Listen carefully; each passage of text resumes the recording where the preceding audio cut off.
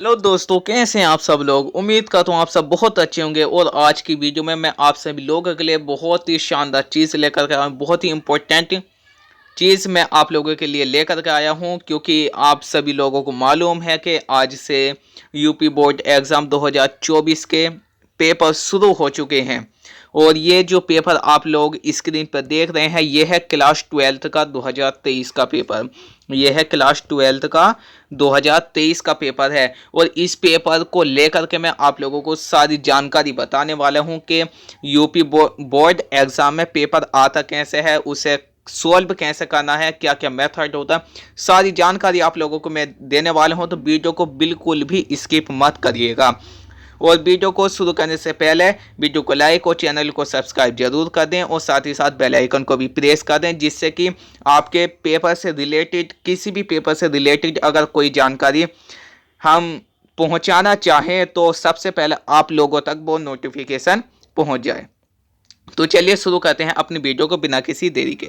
तो ये जो पेपर आप स्क्रीन पर देख रहे हैं 12th क्लास का 2023 का पेपर है।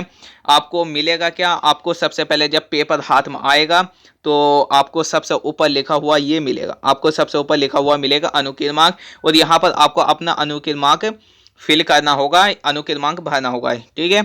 यानी कि रोल नंबर आपको फिल करना है। इसके बाद में नीचे ऑप्शन मिलेगा नाम का, यहाँ पर आपको अपना नाम भर देना है, ओके। और इसके बाद में आपके क्लासरूम में जिस टीचर की भी ड्यूटी होगी, आपके क्लासरूम में जिस टीचर की ड्यूटी होगी, ठीक है, जिस भी टीचर की ड्यूटी होगी, तो वो क्या करेगा, वो आपके रोल नंबर को और आपके नाम को आपकी एंट्री से मैच करेगा। और मैच करने के बाद में वो सिग्नेचर अपने यहाँ पर कर देगा, अगर आपकी जो एंट्री है वो सही है तो, ठीक है। इसके बाद में यहाँ पर आपको मुद्रित प्रश्नों की संख्या मिलेगी, जो कि 8 दी गई है। इसका मतलब यह है कि आपका जो क्वेश्चन पेपर है इसमें 8 पेज दिए गए हैं। इसके बाद में नीचे आपको यहाँ पर एक कोड दिखाई दे रहा है, ये पेपर कोड है जो कि आपको कॉपी में भरना होता है। इसके बाद में नीचे यहाँ पर आपको सन दिखाई देगी, किस वर्ष में आपका पेपर हो रहा है। इसके बाद में यहाँ पर आपको सब्जेक्ट का नाम दिखाई देगा, हिंदी का पेपर है। और अगर आप क्लास 12th में है, अगर आप क्लास 12th में है तो आपको हिंदी के पेपर में और इंग्लिश के पेपर में यहाँ पर पूर्णांक 100 दिखाई देगा। यहाँ पर पूर्णांक कितना मिलेगा, 100।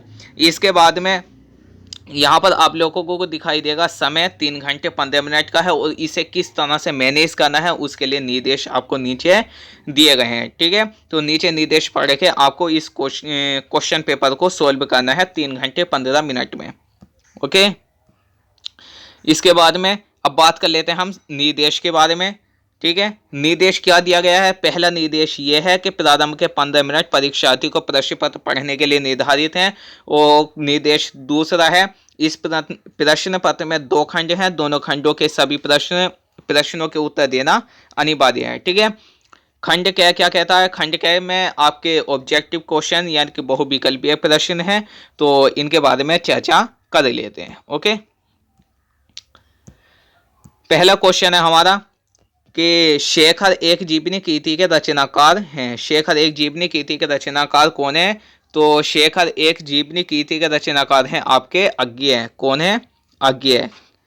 इसका राइट आंसर होगा आपका अज्ञेय। और एक चीज और मैं आप लोगों को बता दूं कि आपके इस क्वेश्चन पेपर में जितने भी क्वेश्चन होंगे वो प्रत्येक क्वेश्चन कितने नंबर का है उसके अंक उसके सम्मुख आप लोगों को दिखाई दे जाएंगे। ये क्वेश्चन आपके ऑब्जेक्टिव 1-1 नंबर के आते हैं, और इनके सामने आपको 1-1 नंबर पड़ा हुआ मिलेगा। अगर लॉन्ग क्वेश्चन है तो 4 नंबर 5 नंबर इस तरह से अंक आगे पढ़े हुए आपको मिलेंगे। वो सारी चीज़ें आगे हम देख लेंगे, तो वीडियो को बिल्कुल भी स्किप मत करना, ओके। इसके बाद में क्वेश्चन नंबर 2 आता है हमारा, यथातो घुमक्कड़ जिज्ञासा के लेखक कौन है, तो यथातो घुमक्कड़ जिज्ञासा के लेखक हैं राहुल सांकृत्यायन। कौन है, राहुल सांकृत्यायन है। इसके बाद में तीसरा क्वेश्चन, आखिरी चट्टान के लेखक कौन है, तो आखिरी चट्टान के लेखक हैं आपके मोहन राकेश। आखिरी चट्टान के लेखक कौन है, मोहन राकेश। इसके बाद में आता खड़ी बोली गद्य की प्रथम रचना, क्या खड़ी बोली गद्य की प्रथम रचना आपकी भाषा योग वाशिष्ठ। इसके बाद में आता है आपका क्वेश्चन नंबर 18। क्वेश्चन नंबर 18 में क्या दिया गया है? क्वेश्चन नंबर 18 में कहा गया है कि राजा भोज का सपना के लेखक कौन है? ये एक रचना है, राजा भोज का सपना। इस रचना के लेखक कौन है?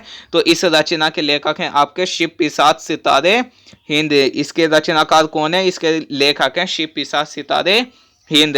तो ये आपका पेज नंबर 1 था, ठीक है। और इसके बाद में अब चलते हैं हम पेज नंबर 2 पर, ठीक है। इन्हें क्या करना, आपको इनके आंसर छांट करके अपनी उत्तर पुस्तिका में लिखने हैं। अगर आप लोगों को ओ मार्कशीट मिलती है, अगर आप लोगों को ओ मार्कशीट मिलती है तो ओ मार्कशीट से रिलेटेड निर्देश आपके क्वेश्चन पेपर पे दिखाई देंगे, ठीक है। ओ मार्कशीट कैसे भरनी होती है वो भी मैं आप लोगों को इस वीडियो में बताऊंगा। तो चलिए चलते हैं पेज नंबर 2 पे। ओके, यहां से शुरू हो जाता है हमारा पेज नंबर 2। अब पेज नंबर 2 में आपको क्वेश्चन नंबर 2 मिलता है, ठीक है। यहाँ मिलता है आपको क्वेश्चन नंबर 2। क्वेश्चन नंबर 1 के हमारे ऑब्जेक्टिव पूरे हो चुके हैं। अब क्वेश्चन नंबर 2 आता है, इसमें भी आपको ऑब्जेक्टिव क्वेश्चन है और यहाँ पर भी एक एक नंबर का प्रत्येक ऑब्जेक्टिव क्वेश्चन है, ठीक है। एक एक नंबर का प्रत्येक ऑब्जेक्टिव क्वेश्चन है। ओके, इसके बाद में पहला क्वेश्चन क्या है? पहला क्वेश्चन है, इसमें प्रिय प्रवास महाकाव्य किस भाषा में लिखा गया? प्रिय प्रवास महाकाव्य जो है ये किस भाषा में लिखा गया है? तो ये लिखा गया है आपका खड़ी बोली में। किस में लिखा गया? ये लिखा गया आपका खड़ी बोली में। ये किस में लिखा गया? ये लिखा गया आपका खड़ी बोली में। इसके बाद में अगला क्वेश्चन आता, एक भारतीय आत्मा कहे जाते हैं। एक भारतीय आत्मा कहे जाते हैं, तो इसका राइट आंसर क्या होगा? इसका राइट आंसर होगा माखनलाल चतुर्वेदी। माखनलाल चतुर्वेदी ये एक भारतीय आत्मा कहे जाते हैं, ठीक है। एक भारतीय आत्मा कहे जाते हैं। ओके, इसके बाद में क्वेश्चन नंबर ग क्या है? क्वेश्चन नंबर ग कहता है आपका कि प्रगतिवाद के प्रमुख कवि कौन है? प्रगतिवाद के प्रमुख कवि कौन है? तो इसका राइट आंसर हो जाएगा नागार्जुन। नागार्जुन प्रगतिवाद के प्रमुख कवि हैं। ओके, इसके बाद में नेक्स्ट क्वेश्चन पे चलते हैं। इसके बाद में चलते हैं नेक्स्ट क्वेश्चन पे और क्वेश्चन नंबर घ आ जाता है हमारा। और छायावाद की प्रमुख प्रवृत्ति है। छायावाद की प्रमुख प्रवृत्ति क्या है? तो छायावाद की प्रमुख प्रवृत्ति है, इन चारों में से जो प्रमुख प्रवृत्ति है वो है वीरता और श्रृंगार का सम्मिश्रण। और इसके बाद में अड़े आ जाता है। क्वेश्चन नंबर अड़े क्या था? सुमित्रानंदन पंत को ज्ञानपीठ पुरस्कार किस रचना पर प्राप्त हुआ था? तो इसका राइट आंसर हो जाएगा आपका चिदम्बरा। चिदम्बरा पर इन्हें ज्ञानपीठ पुरस्कार मिला था। तो ये आपके ऑब्जेक्टिव क्वेश्चन थे, इन्हें आपको छांट करके अपनी उत्तर पुस्तिका में लिखना है। अगर आप लोगों को ओ मार्कशीट मिलती है, अगर आप लोगों को ओ मार्कशीट मिलती है तो उसे किस तरह से भरना है वो भी मैं आपको बताऊंगा, ठीक है। तो ओ मार्कशीट में क्या होता है आपका?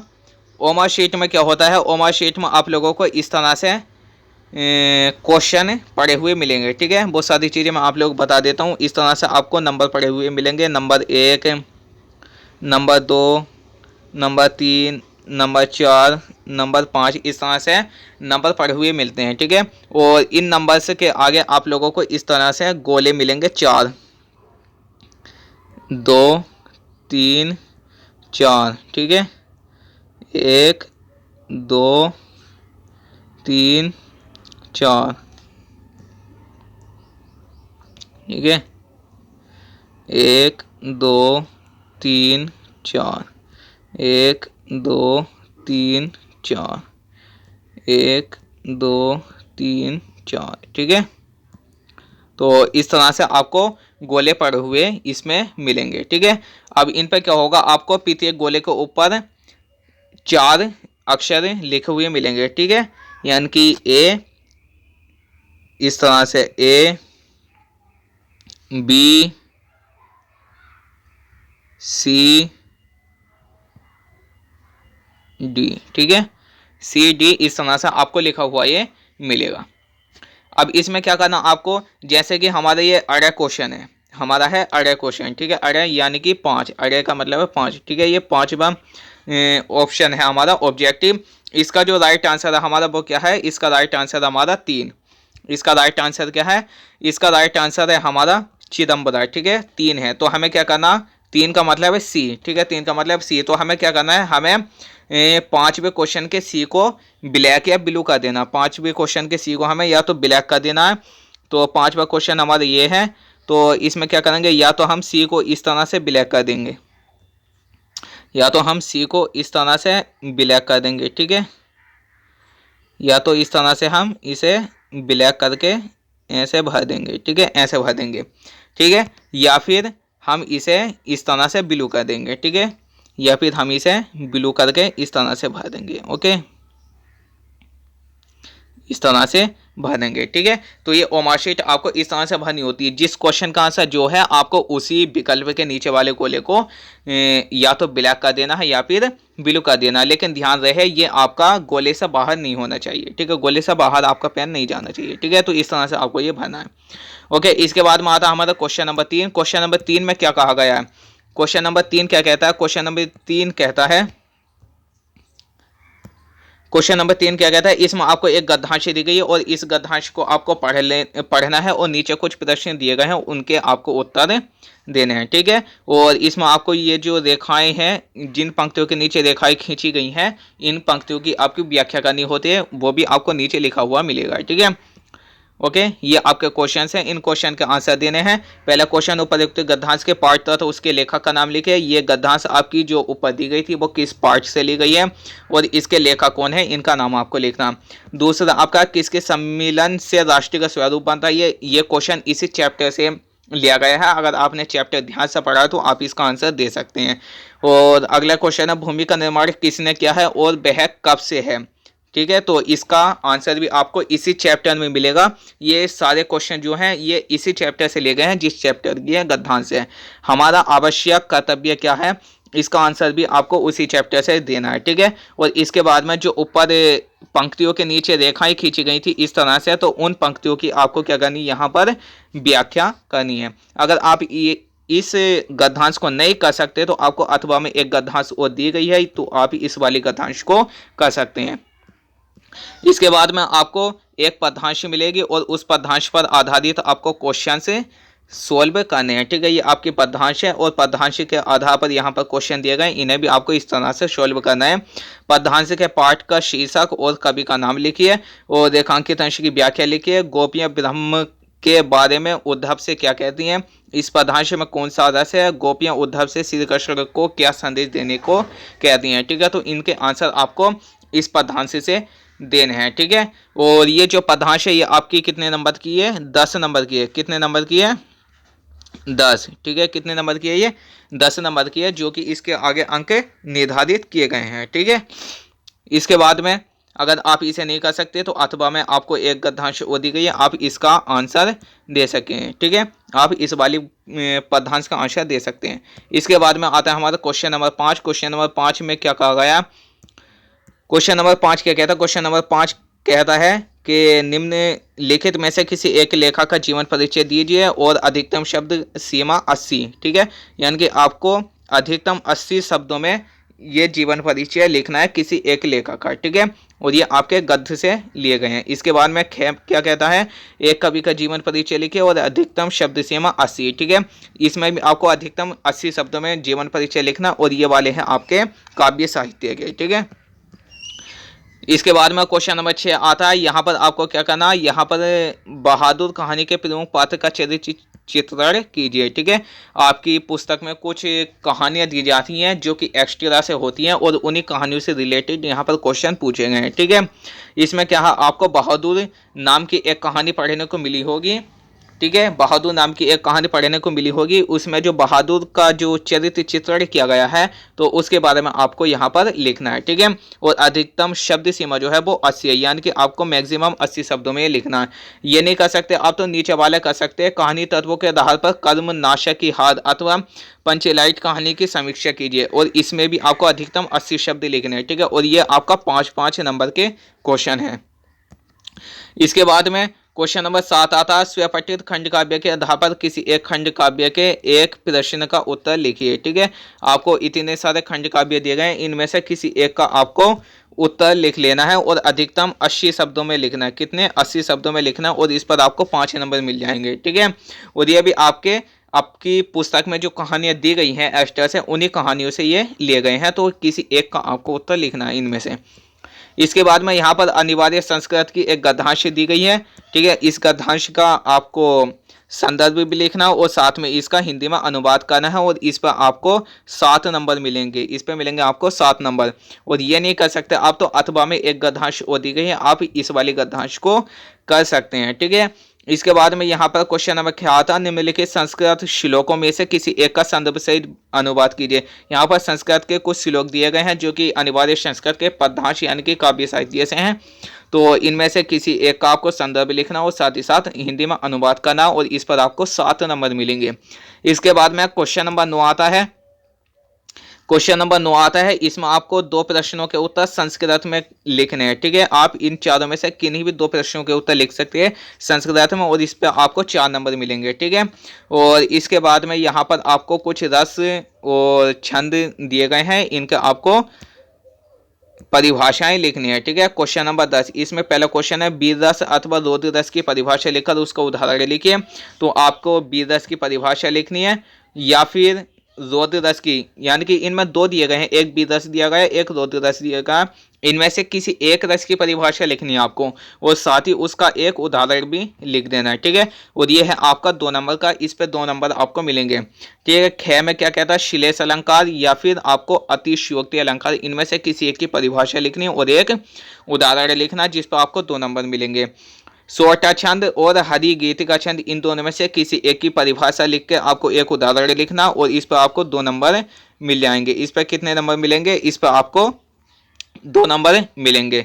इसके बाद में यहाँ पर आ जाता हमारा क्वेश्चन नंबर 11, इसमें किसी एक विषय पर आप लोग को निबंध लिखना है। 4 विषय यहाँ पर दिए गए हैं, तो किसी एक पर आपको निबंध लिखना है और इस पर आपको मिलेंगे 9 नंबर। कितने नंबर मिलेंगे, 9। ठीक है, तो इसके बाद में ये 6 पेज नंबर 6 खत्म हो जाता। अब आता है हमारा पेज नंबर 12। ठीक है, अब आता है पेज नंबर 12। पेज नंबर 12 क्या कहता है, पेज नंबर 12 में दिया गया है कि हरिश्चरित का संधि विच्छेद क्या है। ठीक है, हरिश्चरित का संधि विच्छेद क्या है। ठीक है, हरिश्चरित का संधि विच्छेद क्या होगा, तो इसका संधि विच्छेद होगा आपका हरि प्लस चरती। इसका संधि विच्छेद होगा आपका हरि प्लस चरती। ठीक है, ये हो जाएगा आपका हरिश्चरित। इसके बाद में दूसरा आपका विश्वरूप का संधि विच्छेद क्या होगा, विश्वरूप का संधि विच्छेद क्या होगा। 4 ऑप्शन है आपके पास, विश्वरूप प्लस वे, विश्वरूप प्लस ए, विश्वरूप प्लस अब, विश्वरूप प्लस अब। तो इसका राइट आंसर हो जाएगा विश्वरूप प्लस अब। ठीक है, इसके बाद में आगे आता हमारा क्वेश्चन नंबर 3। क्वेश्चन नंबर 3 में क्या, क्वेश्चन नंबर 3 आपका गायक का संधि विच्छेद क्या है। गायक का संधि विच्छेद क्या हो जाएगा, गायक का संधि विच्छेद हो जाएगा आपका गे प्लस अक। क्या हो जाएगा, गे प्लस अक।